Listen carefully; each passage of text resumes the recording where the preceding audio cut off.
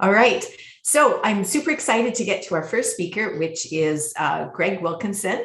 And Greg is going to be addressing our 2021 survey. As you know, data really drives the priorities of Safe Quiet Lakes. And we have, over the last 12 years, really looked at the opinions and then the input from our stakeholders as really driving our priorities and our policies and our action plans. So I'm excited to have Greg share this with you. For those of you that don't know Greg, he is a longtime boater and cottager in Muskoka, and he is also chair of the board of Earnscliffe Strategies, which is one of Canada's premier public opinion research and public policy firms. So with that, I pass you on to Greg. That's terrific. Thank you, Diana. And if you can share your screen. Oh, that's great. Thank you. I'm happy to be here representing the survey team. I'm going to try to represent a 72-page report in 20 minutes. So I'll only be hitting the high spots. Please do read the report, share it with your colleagues, your organization, neighbors and friends, so that we can encourage a data-informed dialogue. I'm going to be describing the participation, some of the key results and insights from the data, and I'll close with 8 recommendations from the survey team. But before I move into the report, Norm Miller, I'll tell you, page 51 of the report is information about PFDs and the evolution of support for them. So we do have some data there and would be happy to provide more. Next slide, please, Diana. So the first thing to note, this is a very big and very rigorous opt-in survey, the largest of its kind that we're aware of. Almost 6,000 respondents, a huge increase over 2017. As Norm mentioned, Georgian Bay participating for the first time, 130 plus lakes and rivers in central Ontario, and written comments, a lot of written comments. So the word count is equivalent to the combined length of The Hobbit and the first Harry Potter book. Similar length, fewer dragons referred to in the comments, but I will be referencing those comments as they add color to the data. Important to remember, this is entirely a volunteer project, about 8 months in duration, led very capably by the team at Aaron Research. Thank you to George and Kasia from Aaron Research. And also Algonquin College was a partner for the first time. Thank you to Professor Nat Stone and several of his students. Dozens of other volunteers who with Safe Quiet Lakes and with many lake associations who helped to get the word out and encourage participation. And also my Earnscliffe colleagues, Alan Gregg and Doug Anderson, who provided guidance and insight along the way. Hundreds and hundreds of hours dedicated to this project. The methodology, very similar to 2013 and 2017, an opt-in survey promoted through those associations, events, traditional and social media. And for anyone who's interested in the technical detail on design, fielding, format, and weighting, there's a section in the report just for you. And the result is a big, powerful, credible data set for the lake community to use to better understand and hopefully address the needs and interests of stakeholders. Next slide, please, Diana. And I'll only stay here briefly. This is the next slide is about the response by region. And all it says is large lakes and small, nearly all in central Ontario, and a great diversity of lakes. We can move to the next one, Diana. which is pleasures. And this is the place to start the survey, because this is where people go first. This is what they think about, is all of the tremendous positives about the lakes. This is a tiny sample of the verbatims that we use in the report to illustrate how people feel about the data that we're describing. And what this says is people love the lakes and their time on them and near them. They talk about fun, family, friends, nature, time away from the other things in their life, and being part of a lake community. And of course, simply messing about in boats. Next slide, please, Diana. The things that people do that have the strongest appeal have remained relatively constant over the three surveys, with one exception that I'll touch on a bit later. You can see in the top tranche there, the activities with universal appeal: hanging out by the water, swimming, nature, paddling. The middle group talks about pleasures that involve boating for fun and also for practical purposes. And then there's a long tail. There's a long list of activities that a minority of respondents enjoy, but enjoy very much and are quite passionate about in the comments. And this list, the diversity of activities on this list, emphasizes that these are shared spaces. Next slide, please. We asked about agreement with two statements about responsibility. And over 90% of participants say we have a responsibility to preserve the natural state of our lakes. And 90% agree with the statement that motorboat operators have more responsibility to ensure safe coexistence of activities. So appreciating and preserving the natural environment is an expectation we have of each other. And safety is largely, not exclusively, but largely on powerboaters. Those are very strong consensus points for the lake community to build on. Next slide, please.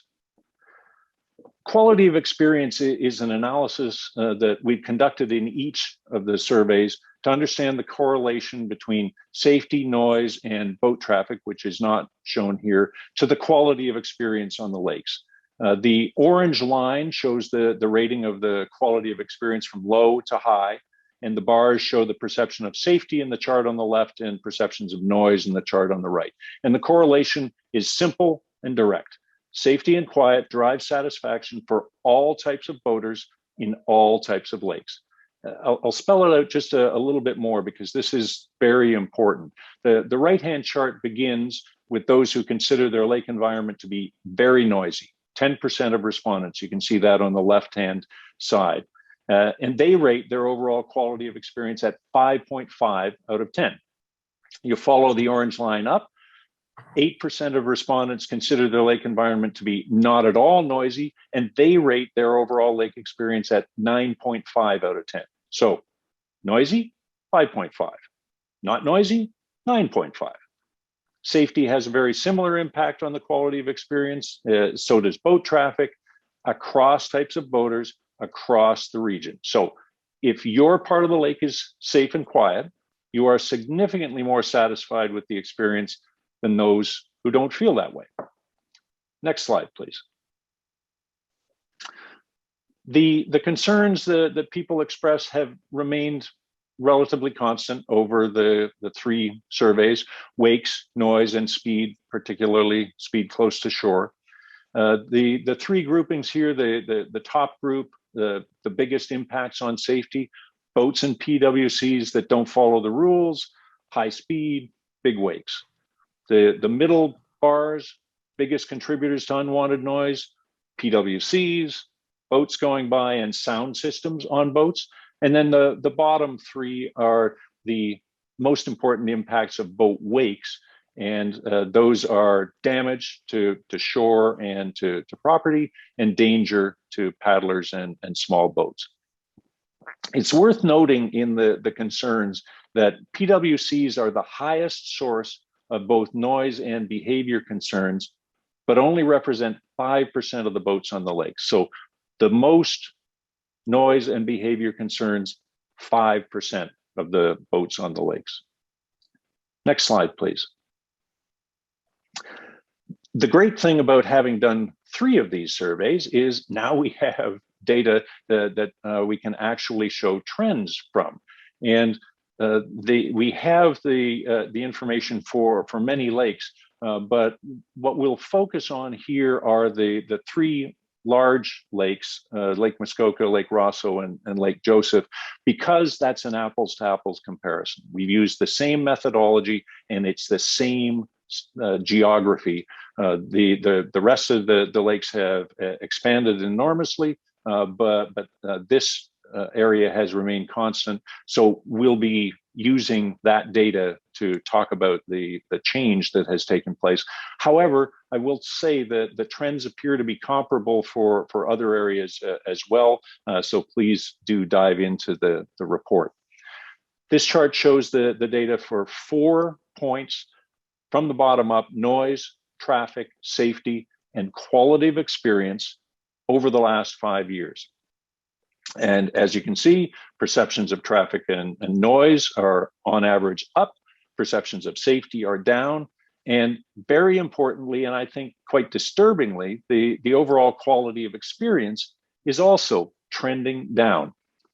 If I were an elected official or a policymaker in the region, I would pay very close attention to these 4 lines because they're linked to the long-term prosperity of the region.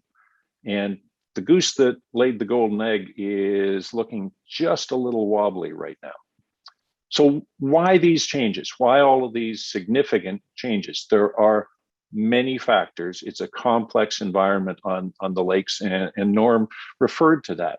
But based on the combination of the survey data and those comments, what we hear are bigger, louder, more powerful boats on the water, reckless or unskilled driver behaviors, more or new irritants, sound systems on boats, clubs, other groups of boaters, convoys who dominate the water, float planes and helicopters, renter issues, and media coverage of frightening accidents.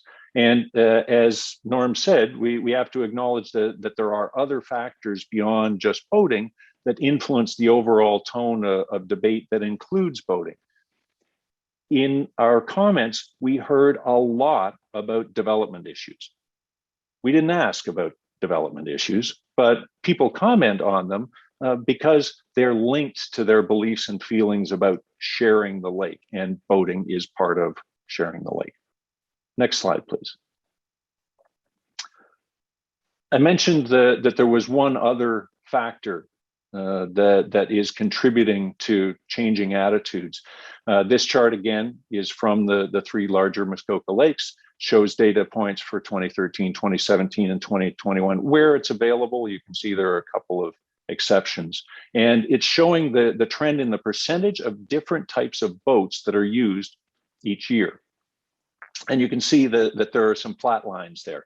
Large power boats, canoes, sailboats, windsurfers, all relatively flat. PWCs went up a little bit and then down a bit. But the big move has been significantly more kayaks and paddleboards, up 16% and 33% over 8 years, and more people who rate paddling as very important to them, up 18% over that time. The proportion of people who use powerboats hasn't changed, so that means many of the new paddlers also enjoy powerboats. There are also significantly fewer people who say that towing sports are central to them and paddling is not. That's down to just 7% of the sample versus 50% who say that paddling is central to them and towing is not. So what? Why is that dramatic shift to more people paddling significant? If you can show the next slide, Diana. In order to understand how the activity change affected other views, we have to consider some of the ways that paddlers and towers experience lakes and rivers. And the coding on this graph is the paddlers are in blue, the towers are in green, and everybody else is in purple. The bars are showing the ratings that those groups gave on different questions about the lake experience. And for definition, paddlers are defined as those who rate one or more of the paddling sports as important or very important and do not rate towing sports as important. Towers are the reverse. And remember that this is not weighted for numbers. The blue group represents 50% of the lake population. Green is only 7%. But it's important to see how differently they experience the water. Let's use the second question from the left as an example. That's respondents were asked whether they agree or disagree with the statement, "The mix of boaters and activities coexist very well on my lake." Towers, 8 out of 10. Things are great, everything's working well. For the much larger paddler group, their rating is only 5 out of 10. Dramatically different perception, and it plays out across the survey. There are 4 of these sets of questions about towers and paddlers' experience in the report, and I encourage you to look at those. It reflects the different reality of those who are in or behind a towboat and those who are in a small human-powered craft. Power boaters, those participating in towing sports, are in control of their situation. Paddlers are at the mercy of other boats that change their boating environment. Calm one moment and then struggling to stay upright the next. Every paddler is familiar with that experience, and that creates a sense of vulnerability and risk that we heard in spades in the comments on the survey. And that perspective, that appreciation of risk, that way of experiencing life on the water is now shared by a sizable majority of the people on the lakes because of the dramatic growth in paddling over the last 8 years. And one of the results of that growing appreciation of risk is a change in the levels of acceptance for different solutions to the issues on the lakes. If you could go to the next slide.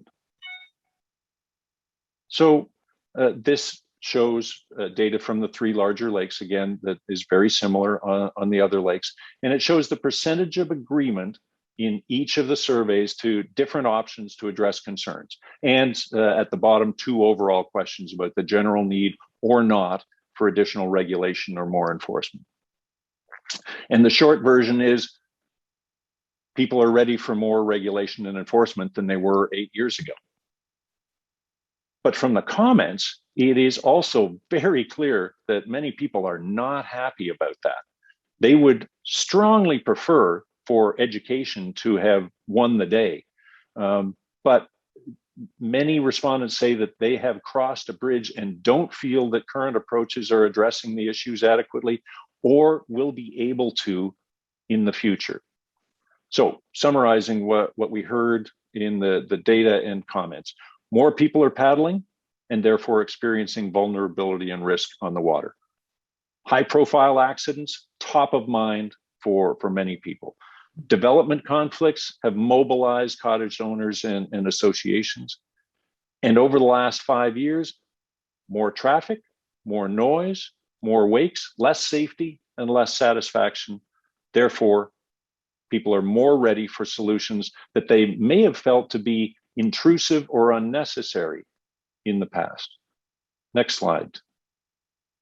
So just a reminder, there are 72 pages of detail. I encourage you to read the full report that is available on safequiet.ca. But after analyzing the responses from those nearly 6,000 respondents and almost 150,000 words of comments, the survey team submitted 8 recommendations to the lake community. And the recommendations relate to more education. Education has to be foundational. Protection from wakes, limits on noise levels, enforcement of existing laws and OPP visibility, enhancing laws and regulations, building on success because there are lakes and rivers that are having success. Keep gathering data, ensure that we continue to be data informed, and watch that emerging issues list because there are always changes in the equipment that people are using and the behaviors on the lake. So the next slide is my last slide. Going back to where I started the conversation, people love these lakes and they want to see the lake communities work as shared spaces. And people are more open to different solutions today than they have ever been. So overcoming the challenge appears to be possible and will definitely be worth the effort because, again, people do love these lakes. So thank you, and I would be happy to take any questions. So while we have people gathering questions, we did have a few that came in via email, Greg. So one of the questions that we had was Georgian Bay was included this year, but the boating environment is very different there. What differences did you see in the results? Yeah, very interesting question, and it was great to have the folks from Georgian Bay who did contribute.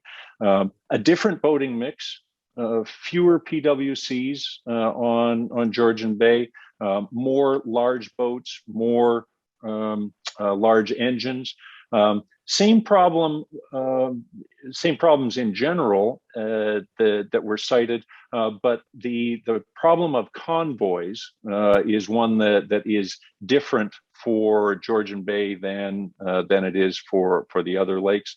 But the idea of it was described in the comments as pack behavior by people with groups of boats, and that endangered the others on the water. That convoy issue for Georgian Bay was concentrated in the southern part of the region, less experienced in the north.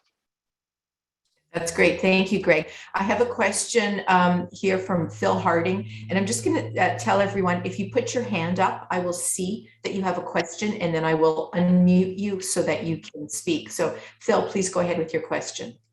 Thanks, Dan, and thanks, Greg, for the survey. And I think, like Norm, I was, at one of the first meetings in Port Carling as well, that many years ago. The one interesting thing regarding the survey, do you track how many years people have been boating, when they got their PCOC? And are you also differentiating some of these results and survey results, small lakes versus big lakes?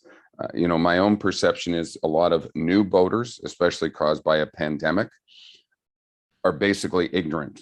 And I'll use that word, and I think that's the best word, because they really do not know what their wakes are doing, what their sound systems are doing. Our Sea-Doo's a bigger issue on the small lakes. They may be older, they may be noisier Sea-Doo's, and I just love to overlay some of those factors to some of your results. I'm not sure if you have those.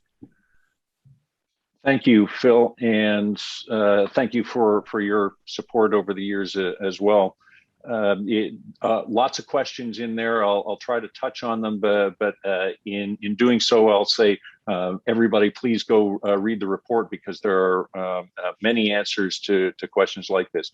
PCOC, you mentioned, there is still a general, I would say, disdain for the PCOC and its effect.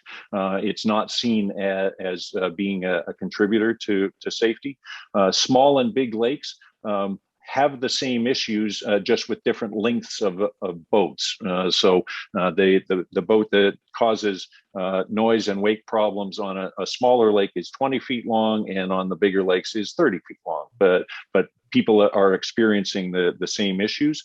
That question about new users, many people in the comments focused on renters and expressed a lot of concern about renters who are ignorant of the norms on the lakes, the expectations of others, and the impacts that they are having. So that's definitely an issue. And you asked about PWCs.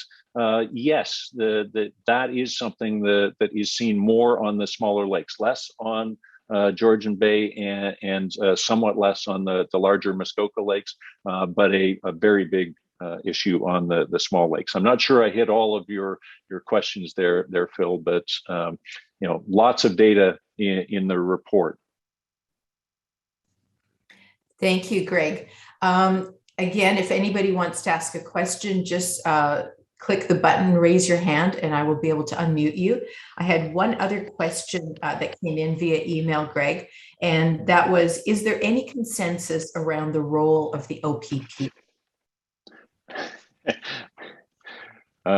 I know Dave Moffat from the OPP is on the line, and I know that Dave is used to hearing a lot of feedback, and probably won't be surprised to hear that the only consensus about the OPP is that people are consistently irritated and feel that the OPP spend too much time on what are considered to be petty issues as opposed to larger ones. So the stop, everyone has a story about someone being stopped and fined for not having a whistle on their stand-up paddleboard.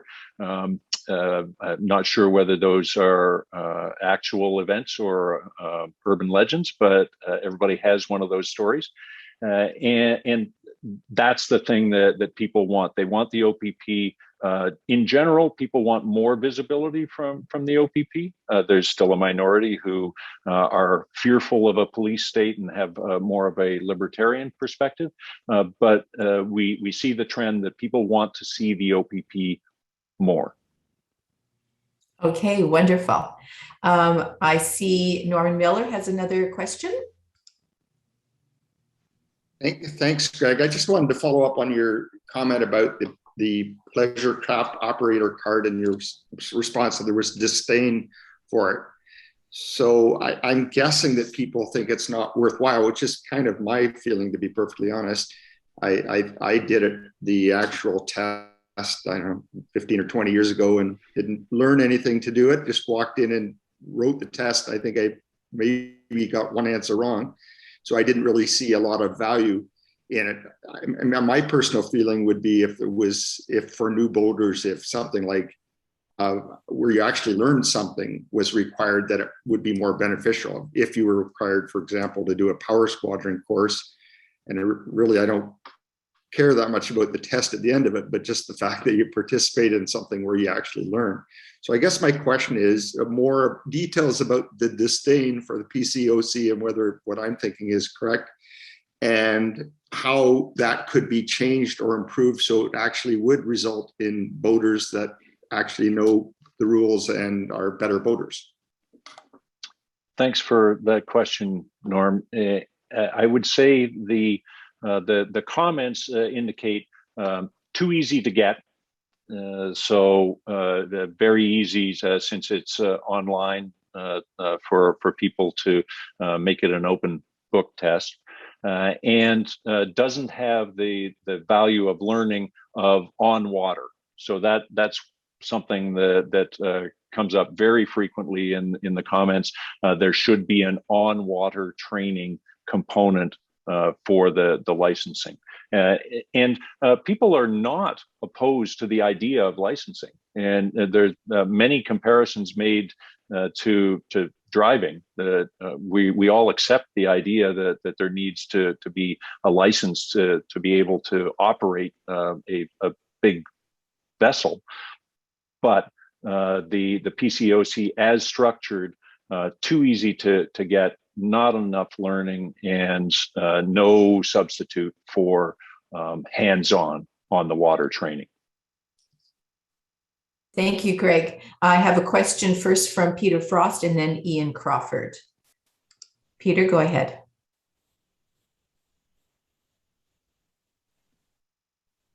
Yeah, sorry. I'm a member of the Power Squadron. I've been teaching boating for many years. I teach the PCOC course. We haven't been able to do it in class since the pandemic, but I can tell you that the PCOC course that we do is exhaustive. It does not take place in a half an hour. It's usually a 2-day course minimum, And it doesn't teach on water for a number of reasons, largely due to insurance, other issues. So we don't do that in the Power Squadron. But in fact, on the West Coast, they're working on a on water course. It's not ready yet, but it's in the works. But the big issue, and I agree with everyone, the PCOC itself, the online course, is a bit of a joke in my opinion, and I think Norm is right. I mean, I did mine in I did a full course that took 13 weeks in 1978 to get my PCOC or the equivalent of it. And so the issue from my perspective is something needs to be done to enhance the program and get, I think, back to something more than an online course that can be done fairly quickly. And I think without the learning process that takes place when you're actually in a classroom and can interact with the students, and our course, for example, covers an awful lot more than just what is in that PCOC exam. And so I just recommend people who are interested in boating and are new to it, that they really should get into a serious boating course like Power Squadron offers. That's my comment. Thank you, Peter. And I can say that there's certainly an appetite for more and better training. Wonderful, thank you. So now I have only 1 minute left. So Ian, I'm going to give you that last question. Thanks, Diana. I've got a question. Does the report speak at all to knowledge of boating rules and regulation, or the effectiveness of educational programs? Just understanding the rules. If people don't know, they're not going to do it. Yeah, and it's clear that people think that they know the rules and that others don't, and that others would benefit from more training and education, but there's also just an enormous increase over time from 2013 to now. I don't have it in front of me, but on the order of a 20% increase in the people who support more education. So definitely needs to be an ongoing focus. Wonderful. Thank you. And thank you everyone for your questions. Now I've had a couple come through. I can see through our chat and through email. If you have another comment or a question, please reach out to chair@SafeQuiet or outreach@SafeQuiet, and we will follow up with a response in writing to you. It's unfortunate we don't have more time, but thank you all for the questions that you had. And thank you, Greg. That was an amazing presentation. And I think I've read through the whole report multiple times, but you still managed to make it even more wow and relevant. So thank you. Thanks very much.